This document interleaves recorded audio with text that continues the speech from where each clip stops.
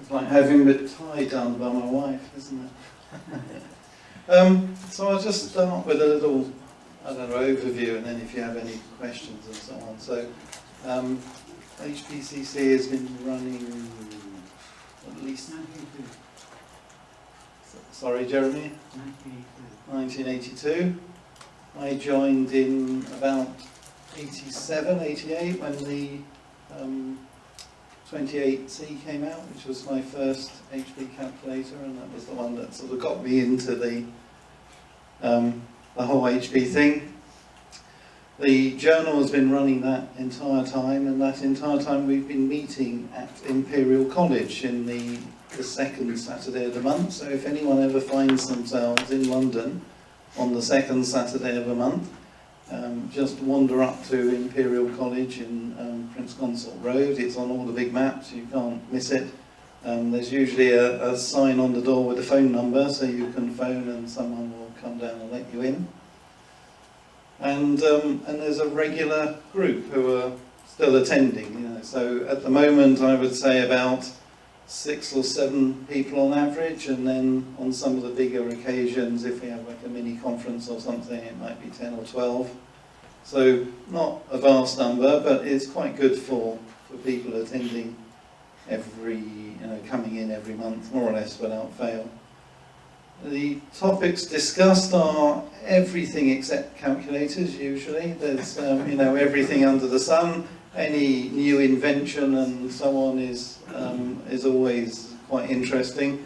So an example was one of the members has a company that manufactures stuff, and they bought this laser cutter thing, laser engraver, and he brought along some little chunks of perspex about this long, and they were drilled with holes that got steadily deeper and to about 1 centimetre, which is a bit under 1/3 of an inch. And the odd thing is they're all perfectly cylindrical, but the laser has to be focused. The beam is focused onto a dot. So how is it that it's able to get a cylindrical hole drilled into perspex and at different depths? And we all sat there and scratched our heads for hours and hours, and we never came up with a satisfactory answer. So if someone is a materials science engineer and he can tell us exactly why the laser beam doesn't diffuse. Jim at the back there. You just adjust the power curve with the depth. It's a simple calibration. Oh, okay. Well, I'll have to pass that on then. Yeah. Laser beam doesn't diffuse. Also, a laser beam would melt the plastic as it's doing it, and that would, the natural... I think it sublimates it. It just completely vaporizes so quickly. There's no melted plastic at all left in the thing, but I'm not an expert on it by any means, but this is a classic sort of conversation. Once a year we try and have a mini conference, and people will bring some things to talk about. So Tony Jewell is one of our regulars. He has a vast collection of HPs, a lot of the larger ones, so the desktop, the 9830 as it is one of those, and there are a number of similar ones. So he's brought, in the past, has brought that along. He will disassemble it as he gives the talk and pull out the circuit boards, and then he's traced out all the circuit diagrams. So some of you may know there is a CD available with his hand-drawn circuit diagrams for a lot of the HP calculators. So if you have one with a fault, you can, an electrical fault, you can work out what needs to be done to try and resolve it. Does Tony attend every meeting? Yes, Tony is one of the regulars. He's usually first there. It's quite entertaining. There's always something to talk about. Anybody who knows Tony knows what you're talking about. Yes. So, and at the mini conferences, some of the presentations are quite different. So one that stood out for me was Hugh Steers gave a presentation, and I'm sure you've heard of the difference engine that Babbage designed and then was subsequently implemented with funding from, is it Elon Musk or one of the Microsoft founders, I think. The whole book that dedicated I to think it. Jeremy has the. Yeah, it was. Yeah, Oh yeah, that's it. Yeah, so you know, thanks to a fantastic donation, they built two, and one is his, and the other one's in the Science Museum in London. And we were lucky enough to get a private visit, and we were shown the thing working, which you don't normally see. So it's a wonderful machine, because as all the bits spin round, it just catches the light, and it all glistens and glows, if you like. So it's quite fascinating to watch, just purely on the engineering, and not, you know, as well as the genius of thinking of this so early on. But Hugh took, so he took the idea and he said, so the difference engine has 31 digits down the columns and the thing, and the question was, why 31? Why not 30? Why not 32? So he did a whole lot of analysis with the help of Mathematica to say, for the kinds of tables they were intending to generate, which were log and trig tables, do you actually need 31 digits to get the accuracy they were looking for? And the answer is no. You could get away with 29 if you carefully chose the sections of the formula as you were calculating it. But to count, you know, he needed Mathematica to help him get to that solution. So 31 was probably, you know, Babbage did quite a lot of preparation work to come up with that number. So it was a very interesting presentation, just, you know, asking an obvious question and then resolving, you know, trying to find the answer and resolve it. Does Vladik attend every meeting? Nearly. So he tries. So for those who don't know, Wlodek is very integrated into the Polish community and has quite a senior role there. So he gets invited to all of these Polish functions where they argue amongst themselves over how they're being represented and so on and so forth. So invariably he gets called away or has a meeting first and then tries to come along a bit later. So he might manage an hour or 2 hours each time. But generally he's there most Saturdays because it's a break from his day job, so to speak, which is arguing with other Polish people, as far as I can tell. That's a bit unfair. You should edit that off the tape. Jeff. Just an extra statement. People from the continent come over also, so we'll get Dutch meat. Steinman from Swiss Micros comes over.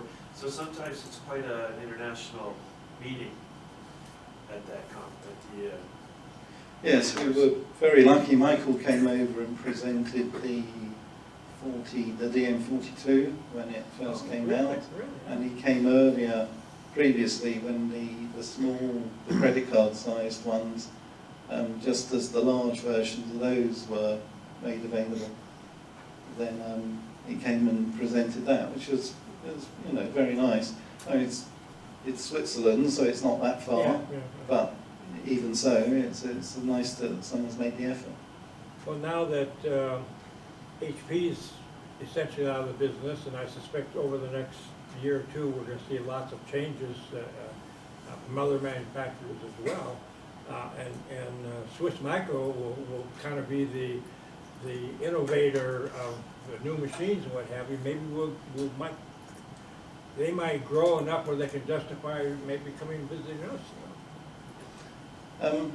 Yes, so the short answer is I don't know, because I don't know Michael that well, but for those who didn't quite catch the question, it was now HP are not really innovating much, and they've got the prime, but they don't have the manpower to do much with it. Will Swiss Micros, you know, sort of not quite fill the gap, but will they carry on and produce better machines? And I think the answer is yes, but they will be aimed at the technical manager, the engineer, the traditional HP market, so he's never going to go into the student market. Oh, really? This is a sideline for Michael. He does have a day job, but his day job is quite similar in that he you know, designs electronic devices and arranges for their manufacture, which is why he has the contacts out in China and so on to get these things built. What's the frequency of publication for data file? Well, that's a good question. So it used to be about 6 issues a year, but it's all driven by the level of contribution. So I've tried to, the question was what's the frequency of publication. So I tried to maintain that, and then as the numbers dropped down, it went down to 4 a year. And then for the last, I suppose, year now, we made an executive decision on the committee what to do, and that was either drop the magazine completely or do something else. And the something else was a suggestion from Tony. One of the groups he belongs to is the telephone. There's a telephone interest group, so people are like, the plain old telephone service, dial telephones and so on. They have a journal, but they publish it only when it's full. So when they have a set size, a number of pages, and they collect articles, and then when it's full, they publish it, and they start on the next one. And we've moved to that model now. So the current volume, there have been 2 issues. The third one I have maybe half. So I'm aiming at about 32 pages, 32 sides. So this is A5 sized.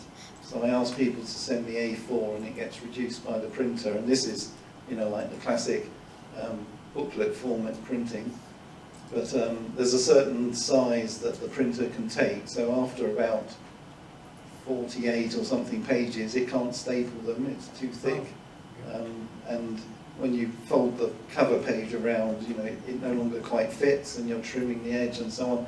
So there's kind of a practical limit before you have to switch to a different binding type. So I'm aiming at about 32 pages. The cover and the back cover and so on take 4 of those, so it's 28 pages of material. I've got about half at the moment, but they're all from one author, which is slightly awkward because it will be his, a special issue to that one person. But if people would like to contribute something, or even summaries of some of the talks today, would be most welcome. Yeah. So listen up, and some of you authors out there, you can get publication and data file. That would be a nice thing to do to help support them. Yeah, so, sorry, before I ask your question, Sylvain, so I'd say that we do, ages ago, Vlodek managed to get hold of an ISSN number, which is the International something standard number. I can't remember what the S is for, well, I was going to say magazines. It's not magazines, not periodical, not journal. Serial or something, yes. So anyway, because of that, we're obliged to lodge a copy with the British Library. So they get a copy of every book published in the UK, every magazine published. So if you do contribute, you will have your article preserved for all eternity in the British Library, or as best as they can manage. So there's a certain bit of kudos there.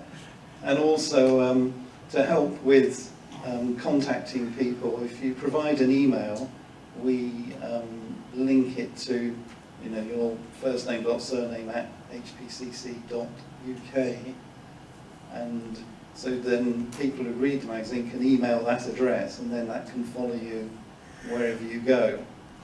So we'll just forward it to you, so you don't have to worry in case you're concerned about having your personal email sent out into the big wide world. Any person who randomly turns up to the British Library and asks to have a look, they won't see your real email, but they will be able to get in touch with you if they need to. Sylvain, you had a question? If you want to submit an article, what's the format that needs to be transmitted? The format's very flexible, so on the website there is a Word template, and you can just fill that in. It's got some sample text, you just replace that in a sample diagram, but effectively it's about, so we choose A4, but US letters close enough. It's about 12 point times Roman, and then it gets scaled down in the actual printing process. So if you print your own out, it looks a bit big, but it will come out all right. But if you just send it to me in any format, Word or LaTeX or something, I can usually manipulate it into shape. The only thing I can't really deal with is PDF, And the reason is because if you do a PDF scale to print nicely on letter, when it's scaled down it won't really be legible, or it'll be quite difficult to read, and I can't then easily split it because the lines go off the edge and so on. So plain text, LaTeX, Trough, Word, Markdown, you know, any of those things are usually are fine.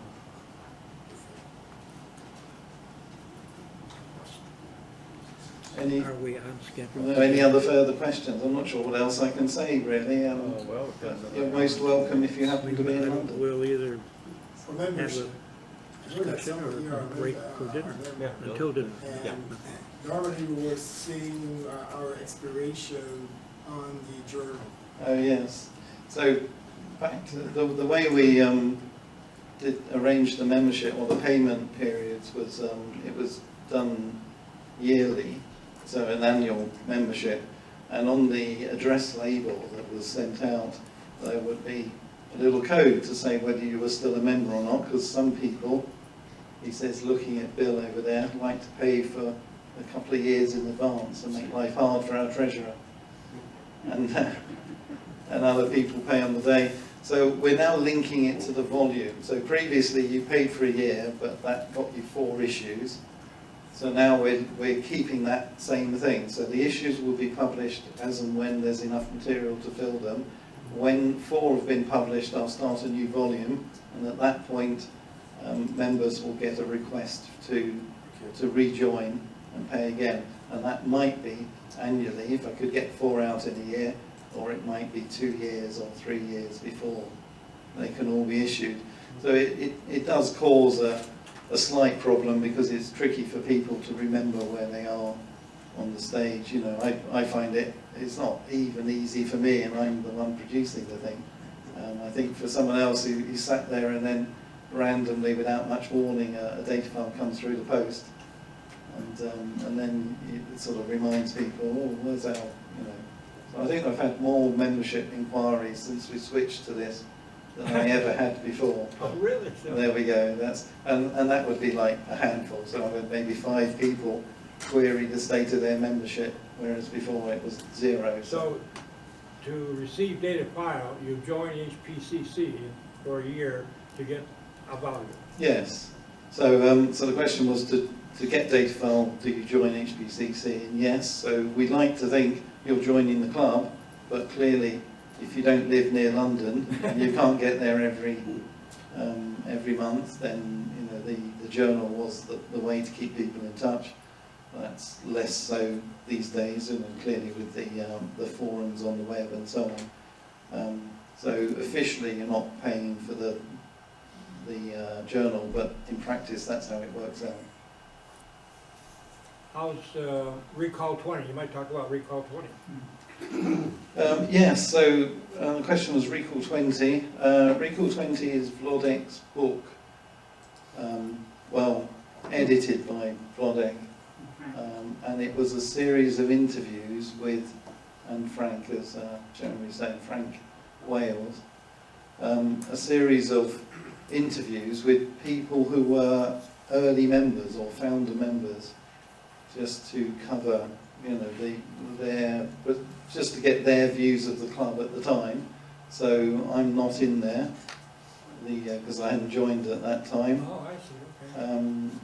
That's been that long, wow. And I think, so the 20 was for 20 years of the club, and I think there were 20 interviewees, just to round it up. I can't quite remember, to be honest. I do have a copy. It's quite interesting, but it's a little bit specialist, if you like. You know, it's specific to the club and the people rather than machines. So Yeah. it's reminiscences. You know, Have you heard anything about how they've been selling the book or anything like that? No. Well, there was an initial sales effort quite a long time ago now, and I'm not sure what the current situation is. I think Vlodek might have some copies. It was reprinted, so the initial run sold out. There was a reprint, Oh, second. I think. whether there are some still available or not, I don't know. We'd have to ask Rodek. But if you dropped him an email and said, have you got a Recall 20 book available, you know, I'm sure you definitely get an answer. Well, I was. Or I can try and find out for you. It might be easier because he's extremely busy, and things might get answered, or it might suddenly 6 months later there's a reply that says, "Oh, I've just found your email." Yeah, I was in London at the time that the book was published, and I rode down with, I think I rode down with Melodic to the publisher and picked up the first batch of books. And that first batch of books, the printing was very light. Yes. And Yes, so I remember that now. Yeah. I think I have one of those light ones. Bill had a question, I think. Okay, so you were just going to point out the same thing. Yeah. And I was presented at the 2002 conference, anniversary conference. Brilliant. You have such a good memory. I don't know how you do it. I just, I can't remember what I did yesterday. He's our official historian, that's why. I mean, that's Tony's curse, isn't it, in some ways? He remembers everything he reads. And so he has every resistor, every valve number memorized and the characteristics of that valve, virtually anything that's ever been used. So he'll reel off some numbers and go, oh, that's the 24 volt, 10 lead something or other that worked at this temperature, and it's like a walking encyclopedia for valves. Is he employed, or where does he work now, or what's he doing? I'll answer that afterwards, but not on the camera. Yeah. All right, sure. I understand. So that's it really. It's kind of like this, but in smaller scale, but a bunch of regulars who turn up, and I think that's probably just the geography. It's just more people living in a smaller area makes it a bit easier for everyone to turn up. I'm sure you lot would all like to come to an HHC every month if you could manage it. Well, as far as PPC is concerned, that doesn't exist anymore. Although it does exist in the form of an annual Southern California meeting, and we get about 12 people to that. And we take an annual photograph of that, but that's right, that's about it now. Silverman had a The question. book Recall 20 is still sold through Frank Wales' website. Oh, okay. So Recall, okay, I can give you later the site, but you can buy it, and it's through PayPal. Yes, so for the benefit of the recording, Frank Wales' website is still selling Recall 20, so you can buy that on using PayPal. It's worth a read. I mean, it's like a historical thing, isn't it? If you're interested in the history, it's definitely worth a read. Okay, I think probably silence. I'll stop at that point. Okay. Thank you for the invitation, Richard.